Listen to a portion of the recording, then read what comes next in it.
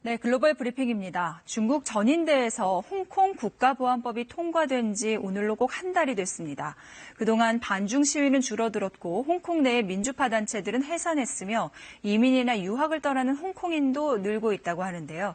이런 가운데 9월 초로 예정된 입법회 선거가 홍콩 내에서 민주파 진영이 회생할 수 있는 분수령이 될 거란 전망이 우세했습니다.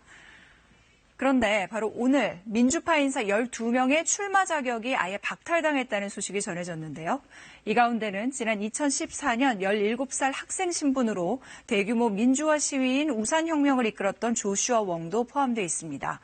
KBS 뉴스라인은 이 발표가 있기 직전 조슈아웡을 화상으로 인터뷰했는데요. 보안법 통과 이후 수차례 연기된 끝에 어렵게 성사된 인터뷰였습니다. 함께 보시죠. We've been in talks about conducting this interview since June.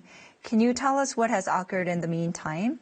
With the crackdown from Beijing, what we experienced in the previous few months, the national security law is implemented in Hong Kong already, and I face the possibility to be extradited to China, facing the prosecution in Beijing, and face the life sentencing or sent to black jail. And those are the tremendous threats that I never imagined. How is your personal safety? With the personal safety is under risk. I'm not sure when I will be physically kidnapped from Hong Kong to mainland China, because that's experiencing by pro-democracy book publisher in the previous day in Hong Kong. Every week I need to report to the police station twice.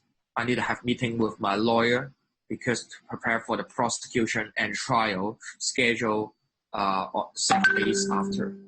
Apart from go to the court and police station might be part of my daily life.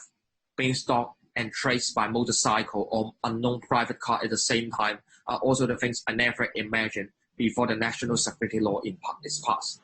As the one who have been arrested for 8 times and being jailed for 3 times, situation in Hong Kong is still worse and worse than what I experiencing when I was still in high school. But I hope one day let Hong Kong to be Hong Kong again, and that's why even with such chilling effect, I think how young activists could make difference and make change and to impress more people around the world is really important.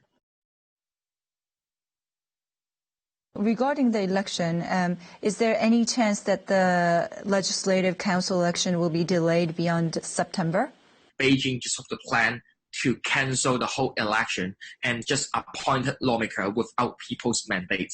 And that's the strategy that Beijing is trying to figure out in the recent days. It's not only about the election will be delayed, it's about the election might be cancelled directly. So in the previous day, we still have around half of the seats owned by pro-democratic camp to represent our voice for freedom and democracy. But once Beijing used the excuse of the outbreak of coronavirus, the COVID-19, they might just cancel the election and just appoint all Beijing loyalists to be the lawmaker. And they will just be the rubber stamp inside the council instead of upholding and defending core value. It's still not being widely reported by international media. And that's also the reason I hope to let people aware that separation of power almost ends in Hong Kong already. So what are your plans then? We will continue our protest on street, our campaign in different districts, and we will still let our voice being heard in Hong Kong locally and also in the global community. Can I also ask you what questions usually are in the government election questionnaire?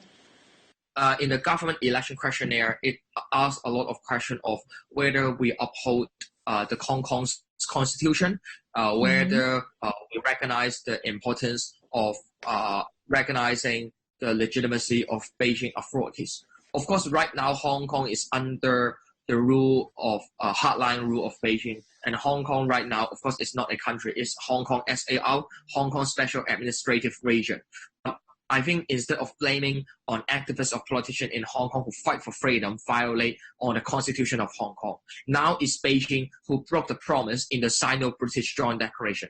And I also hope to let more people in South Korea or in a different country to realize that if they could broke the promise of the international treaty in Sino-British Joint Declaration, they could also use the same tactics to broke all of the promise in other international treaty signed with other countries, including South Korea.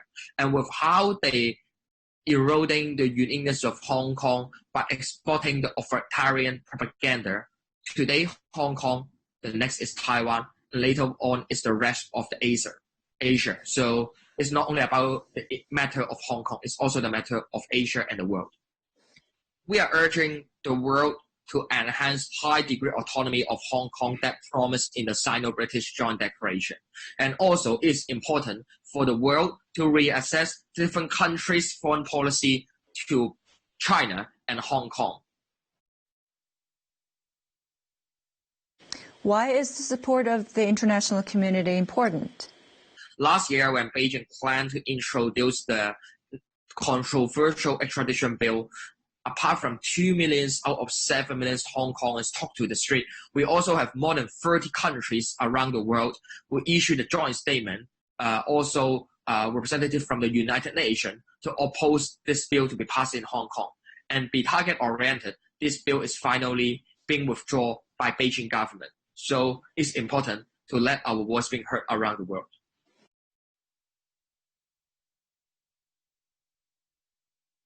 What is your long-term or final goal? As the one who born, live, and love Hong Kong a lot, I hope here is the city that allow us to determine our own destiny instead of the new generation of Hong Kong people. Their future are being dominated by those pro-Beijing upper-class elites. And we hope to let Hong Kong people have a brighter future. And that's the reason for me to fight for freedom and democracy. And I wish one day we could elect our government, just like people in South Korea could elect the president. Anything to add? Apart from only focusing on some of the political move of politicians or activists just like me, I think more and more low-profile activists who are still in school and still below the age of 18, their sacrifice and their commitment should be more admired by people around the world. But if Beijing chooses to disqualify me or cancel the election, which means Beijing afraid to lose in the election. Thank you so much, Joshua. Stay safe, and I hope that we can reconnect with you in the near future, okay? Okay, 谢谢。